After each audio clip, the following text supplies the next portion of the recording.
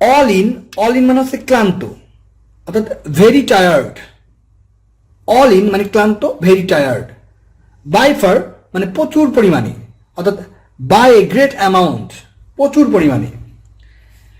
Come heavily on মানে তীব্র সমালোচনা করা, অর্থাৎ blame and criticise. Down to earth মানে হচ্ছে কঠিন বাস্তবতা, দ্যাট মিনস হার্ড রিয়েলিটি অথবা রিয়েলিস্টিক বাস্তবতা। গো থ্রু মানে হচ্ছে পড়া, দ্যাট মিনস রিড অথবা রিভিউ, যাচাই করা। Go through, read or review. Hole and corner মানে হচ্ছে গোপনীয়, that means secret. To push somebody to the wall, অর্থাৎ কাউকে পরাজিত করা, that means to defeat somebody, কাউকে পরাজিত করা। সো আরেকবার রিক্যাপ করি।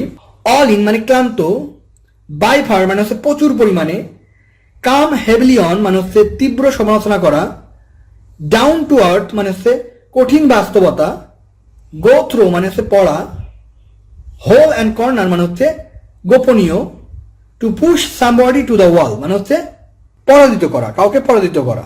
ধন্যবাদ সবাইকে।